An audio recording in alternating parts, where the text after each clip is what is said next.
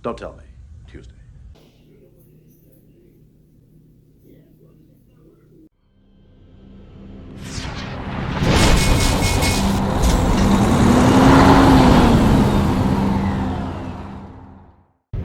Hello there, truckers, drivers, and adventurers. I am the Killer Awesome Trucker. And we're here at the Love's Truck Stop in Cheyenne, Wyoming. It's the same one that we were at in the last episode before we made that delivery. I'm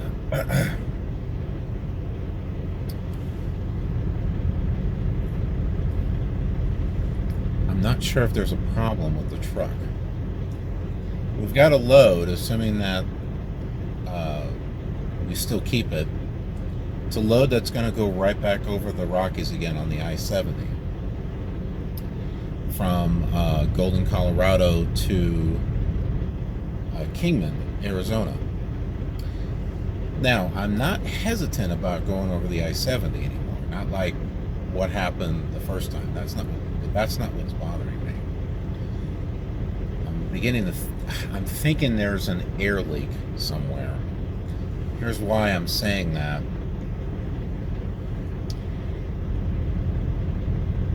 I had the truck running. Obviously, it's filling it with air to heat up the truck.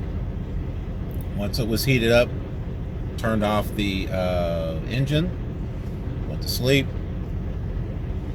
About 3-4 hours later, as you folks know, the inverter goes off and beeps and wakes me up.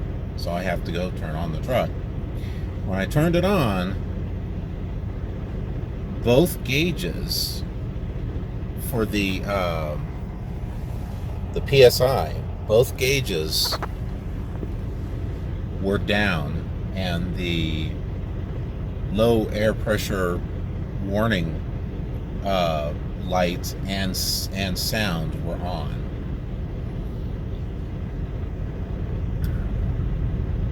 So I thought of that. I'm like, well, that's odd. So I just went ahead and started the truck, warmed things up. Of course, it filled it up with air. You know, I heard the governor thing go off, right? Then I go ahead and turn it off, go back to sleep. About another 3 hours. See, I don't think it was 3 hours. It must have been 2, because I know I didn't get like 6-7 hours of sleep, so it must have been 2 hours. So yeah, like the first one was like maybe 2 hours, the other one 2 hours. But the inverter goes off again. Wake up, go to turn on the truck, same thing. The needle on the PSI was low. Not low enough to set the spring brakes, just low enough to be able to turn on that low air pressure warning signal twice. Started up, heated up the truck. Governor went off, turned it off, laid back down. I think I might have gotten about an hour of sleep. Then my alarm went off. My actual alarm, not the inverter. So I figure, let me go check the truck. Turned it on. It did lose air pressure, but it hadn't lost as much as before because it hadn't been off as long. So I decided to do an air pressure brake test. Decided to do a brake test. Well, the minute I started doing it, the air started going down, and then I started getting that low pressure air warning. So I'm like, all right. So I put my foot on the accelerator to build the air pressure back up to the governor cutoff, and then turned it off, and then turned it on, to the electrical on, not started, right? And then just did my air brake test. Just testing to make sure that, is there a leak? Is it providing enough air? Is the warning signal coming on? or the spring brakes coming out. It passed on all of those. But the thing is that this little thing where it was like leaking air over the course of 2 hours, it was not doing this before I came to this truck stop. It didn't do it at the receiver, and it didn't do it any time before then. And then my first thought was like, well, maybe it has something to do with the cold weather. But we've been dealing with cold weather the past several days, and it wasn't doing it. So why is it doing it now?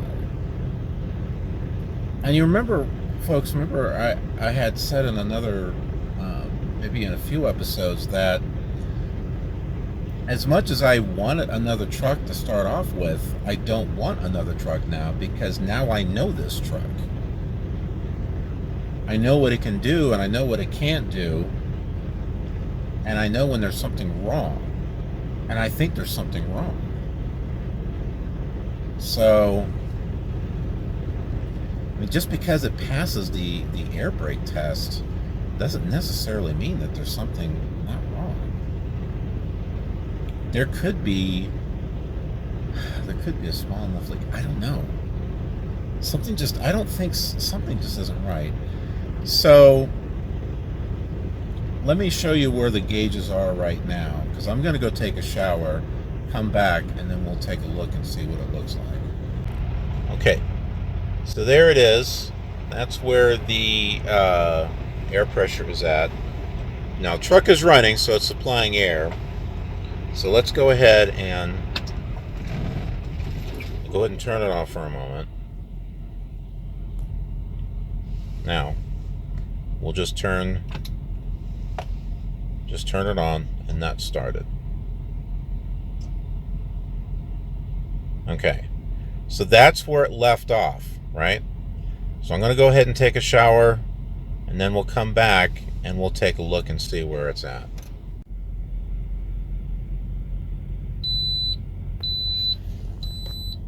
Okay, I just went and took my shower, came back.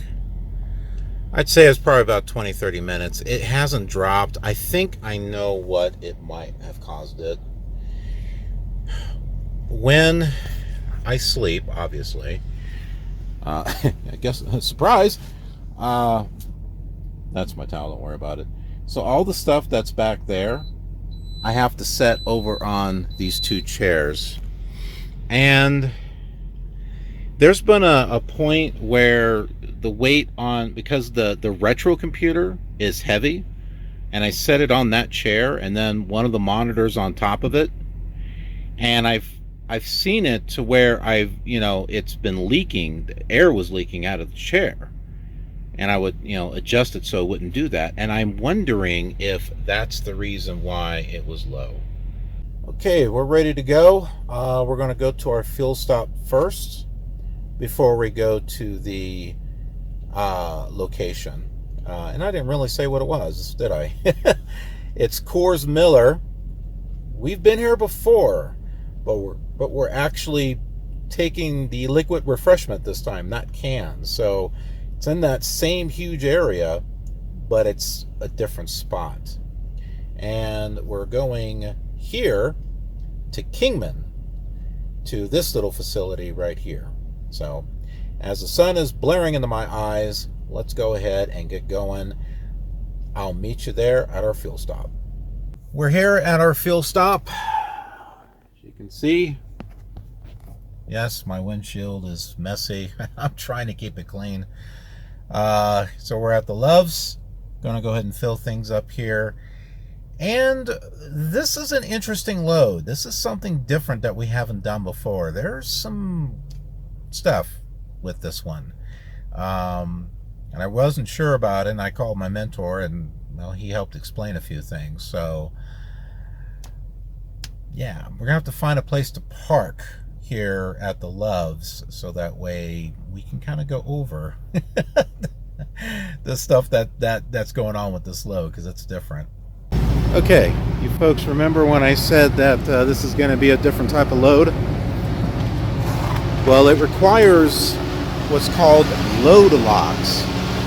And it requires 2 of them. And I'm like, what? Do I have to put 2 locks on the back of the trailer? No, that's not what it is. Here's the special instructions. You see that? Now, what is a load lock? Well, these. Right on the back of your trailer. Or at least you should have some. And it looks like I have a couple of ratchet ones. There's like 2 different types.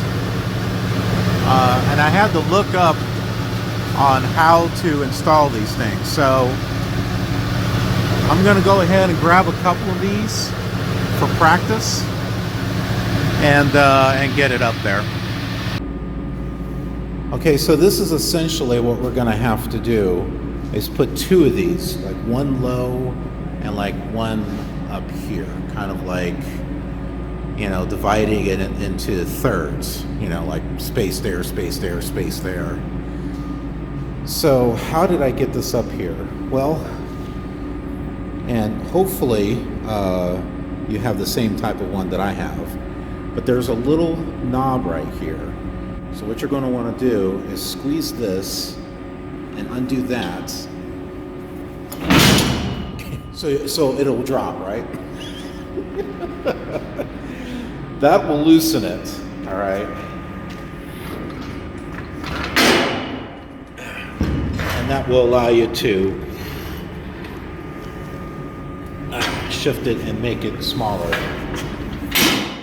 Okay, so I don't have my tripod set up, so try to use your imagination here. So what we're going to do is we're going to stick this side up here. Okay, you're going to brace it. And then on this side, you're going to pull this out up against that. And then you'll take this lever here and then just move it down. And then it'll lock into place with that. So here, let me kind of give you an idea of what it will do. So let's say this is braced up against it, right? You're going to pull this down and then it'll lock, okay? So that's all we're going to do, is we're just going to brace that against this, and then we'll lengthen this out up against it, and then take this and just, and it'll lock into place. Or it'll fall, you know, one of the 2. And as you can see, if we can just tug this here. See? Not going anywhere. Famous last words. So then we just grab another one and we just put it right up there. So I'm not going to grab the second one. What I'll do is I'll take this and put it up there, you know, make sure that I can do both. Not too bad. It's not moving. Ideally, I want to get it close to that, kind of like I have it there. So let me see if I can move this just a little bit more. Okay, this is a little better. Only thing is that I can pull it down, so. But as it pulls down on one side, it gets tight on another. So, I mean, you can see I can. Oh, well, this is coming loose. That's not good. All right, so yeah, we're going to need to work on that one. The one low is actually easy to do. It's the higher one that's not so easy. That's why I'm practicing. And by the way, this load's going to be late. All right, let's see. Okay. Yeah. It's like coming loose a little bit. But for the most part, I think it's good. In case you're wondering how to get them out of here, just unhook this. This will open up, and then you can grab this from the bottom, like lift up, and then pull out. Okay, that's all there is to it. So, not too difficult. Okay, so the other thing that I wanted to do was trip plan and try to decide which way is going to be the better way. Now, ideally, what I would like to do is go back over the I-70 and master it this time, unlike the last time. However, time is of the essence on this, and it's also a heavy load. So here are some calculations right here. So let me explain. We know on the I-70 we're going to have to take it slow. And also with the load that I've got, I'm going to wind up going uphill 22 miles per hour, and we're going to want to keep it around 30 miles per hour going down. And there's quite a bit to go through. So it's 930 miles from here to the receiver. I just went ahead and bumped that up to 1,000. Now I'm thinking an average of maybe 40 miles per hour. That is being generous. I'm not saying I would drive 40. I'm just saying between the mountains and areas that I can go 60 or whatever, it may average out to be about 40. Usually things average to about 50, according to my Garmin. But with the Rockies and for how long those last, I'm thinking 40. I'm thinking 40 miles per hour. So how long is that going to take? Well, according to my data here, it's going to take 24 hours to be able to traverse, because it's supposed to go across the Rockies on the I-70 into Utah, down to Las Vegas, and then over to Kingman. That's the route that the Zonar wants to give. It's also the same route that the Garmin wants to give too. It's thinking that I'm saying something. Oh, look up GIF 2. I found the result. Oh, apparently there's a place called GIF to it. Now, the alternative, and this is something my mentor said. He said, if you can find a route to go around the mountains, do it. Don't do it unless, don't go across the mountains on Yosemite Court in Centennial, unless you Colorado. have to. Oh no, did it just screw Please up? drive to highlighted route. Oh no, did it just screw up my entire thing? I think it just screwed up my entire route.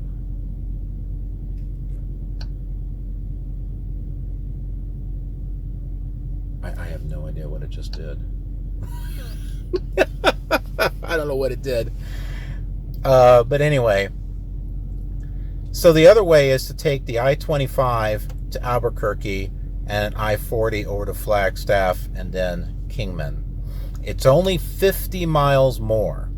Believe it or not, only 50 miles more. But we don't have all those crazy mountains and stuff. So I have a couple of calculations here. There's the average of 50 miles per hour, which, you know, with construction and stuff is, you know, pretty much. But you can see it's 20 hours it would take. And that's being generous. All right, probably we'll get there sooner than 20 hours. So we just save 4 hours. But if I can keep it around 60 miles per hour, it brings it down even further to 16 hours. And look how much time we've saved there. What, about 8 hours? So unless they say that we have to take this specific route across the Rockies, which is stupid, but unless they say we have to do that, the smartest thing to do is to take the I-25 south to the I-40 and the I-40 over. We're going to get better time, better gas mileage as a result. So, and it's only 50 miles more. So that is the plan. We'll see if we actually stick. We'll see if we can actually stick to that. But I'm going to go ahead and wash my hands up, and we're going to go ahead and get to Coors Miller Coors, or whatever the case is. Folks, this is why you don't pull in to a spot.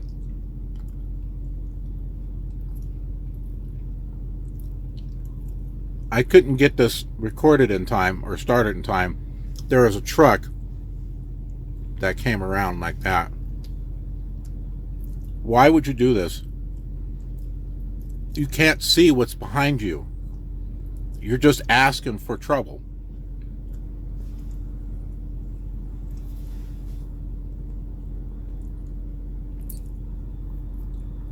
I mean, really.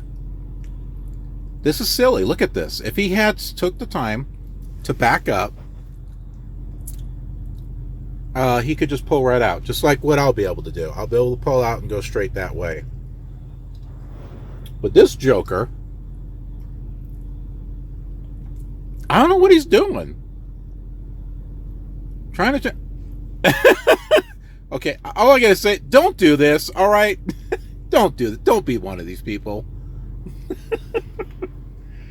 See, and you all think Swift is bad. Well, here you go. I should put this on TikTok. I thought he was going to go out the other way. But then he realized he can't go out that way. So there he goes. He's just completely backing his way. I guess he's backing his way to the exit. I don't know.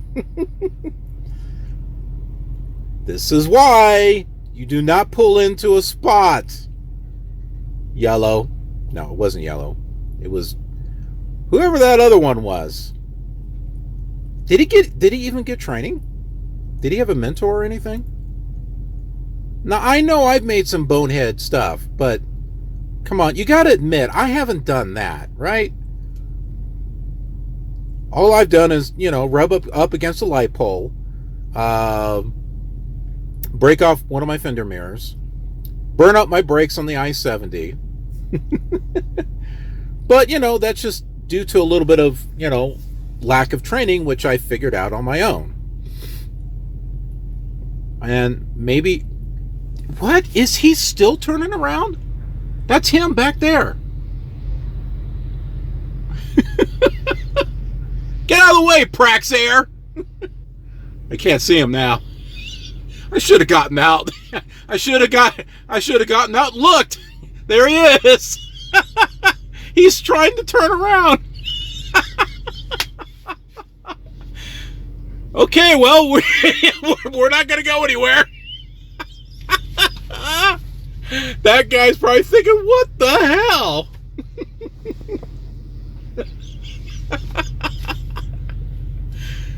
The freaking boathead over there. Oh, man. Should I get out and look? I probably should get out and look. I don't know. I'll be dang. During the time that I've been sitting here, I don't have any air pressure. Or it's gone down. I've been off 1 hour and 16 minutes while doing my research and stuff. And since then, it's gone down to that.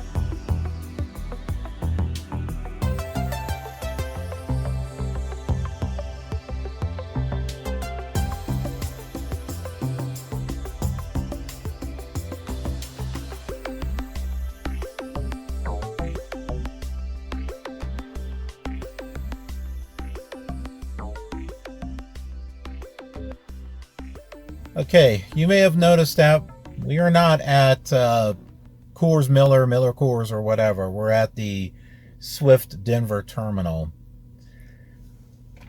But I got my vest on and everything because I was planning on going there. But when I saw that the air was down again, it's been doing it all morning.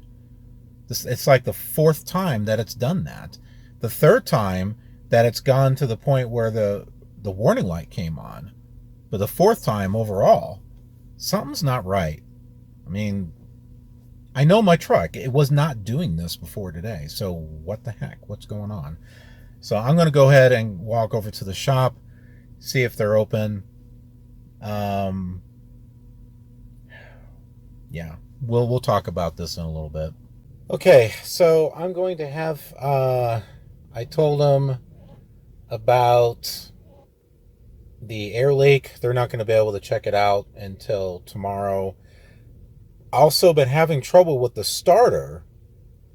There have been times that, even after it cycles, go to start it and it's like click, click, or in some cases, roar, roar, roar, roar.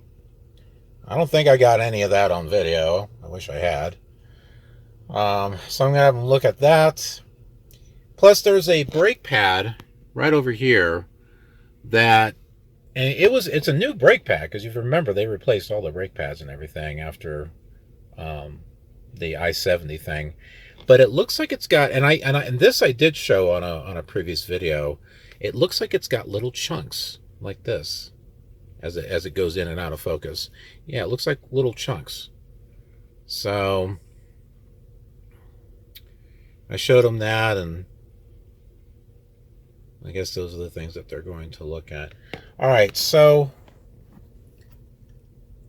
that right there is where the air pressure is at. There is the current time right there, 12:08. Let's see what happens in about another hour and a half. Oh my word. I'm glad we didn't go to Miller Coors. I'm glad we didn't go there. Okay, you folks remember how much of a pain it is, right?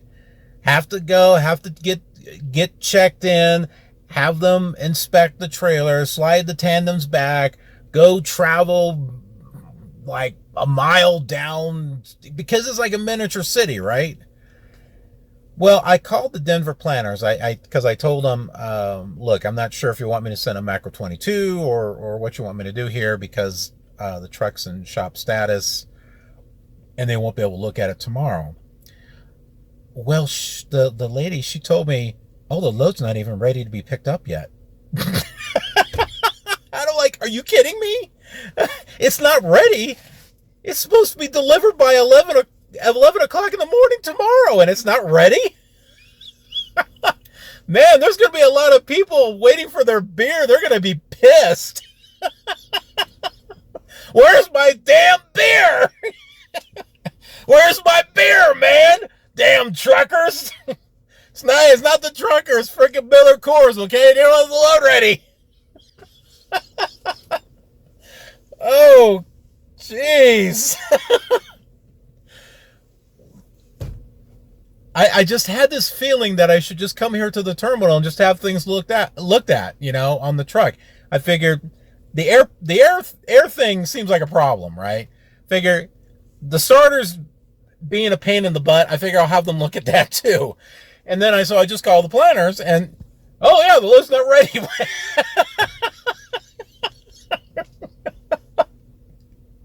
They're like, oh, it might be ready later today. I'm like, okay. Oh, crap. Oh, this is one of those days. I'm never going to make it home. Oh, I'm never going to make it home. Welcome to trucking. Oh, man. I'm sorry, folks. It gets to the point where you're just kind of like, ah, man, hell. Oh, I can't help but laugh. Unbelievable. So, yeah, that's where we're at the moment. So they removed the load that would have taken me from Kingman to home. They didn't take this one off yet because they're not sure what's going to happen. So, yeah.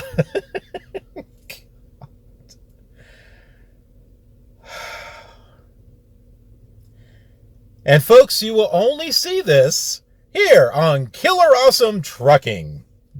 Monday through Friday on Killer TV. check your local times and listings. Oh, goodness gracious, man.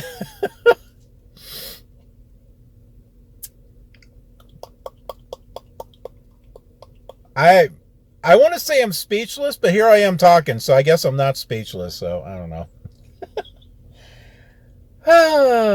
Well, I guess I'll just be chillaxing, I guess, until tomorrow. If anything, I'm going to be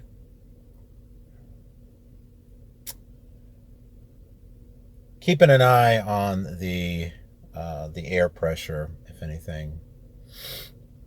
Try to log it and see how much pressure it loses over a certain amount of time. If anything, hey, see if it loses. I mean, right now I disconnected from the trailer. See if it loses air pressure disconnected from the trailer. We'll give it a couple of hours, see if it loses pressure. If it doesn't lose pressure, then I'll go move my truck back over to my trailer, hook it up, and then try it then and see what happens. So there are things that I can do during this time, during some troubleshooting. So I guess that's what I'll do.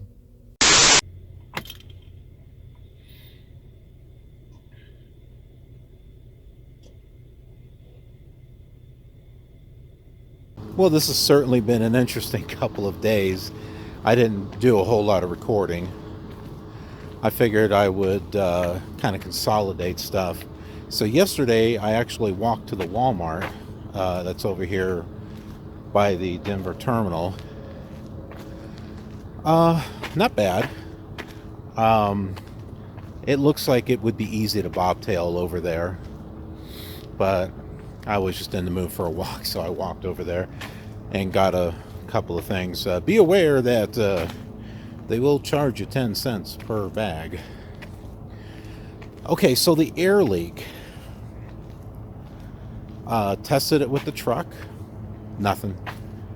Once I rehooked up back to the trailer, nothing. So, but he explained that with cold weather and ice, it can, what did he say? I think it was like the O-ring can bulge, and it will slowly leak over time out of that. And that's probably what it was, because he said he's seen that before. And yeah, it's working fine now. Now the starter issue, okay, it wasn't the starter, but there are cables and nuts and stuff that were loose, so they got that tightened up. But there's one other problem. And I'll show it to you.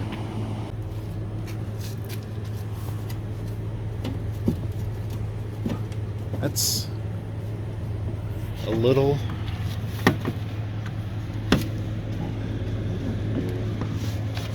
loose. It kind of, there you go, see it? Yeah, it wasn't like that before. So they want me to unhook, take it back over there again. I only hooked up, I was in the process of hooking everything back up, and when I was getting out and in, I'm like, this is not right. All right, back here in the truck, hooked back up up to the trailer. No one's taken the trailer because I put a seal on it, even though it was a Swift seal, and I put my lock on it. So pretty much people just went right by it, which is good. Because I did not want to lose my empty trailer and have to go through trouble of trying to get an empty trailer so I could get a load that's going to take me to my home terminal, which is, it's been taking long enough as it is. But yeah, so everything is ready to go. I've just been working on some stuff, so, but time to get rest, and we have a load waiting for us. So we'll go ahead and wrap this episode up. Not necessarily, a mission or an assignment or anything. We sort of had one, but that sort of kind of flew away or drank itself away or something. But anyway, hope you're enjoying this series. Hope you enjoyed the episode. If so, be sure to click that thumbs up. Really helps, along with comments. Always like to hear from you folks. If you're new here, be sure to subscribe and be a part of our KILR community. There is a Discord channel for where you folks can hang out and submit ideas of things that you'd like to see on the show. Guess what? It's not a trucking channel. It's a variety channel. So, I like to be able to make some content that you folks like to see. Family friendly. So, great place to communicate ideas and stuff over there on Discord. All my social media links are in the description. And other than that, I will see you on our next episode, the mission that's taking us back to the Phoenix terminal.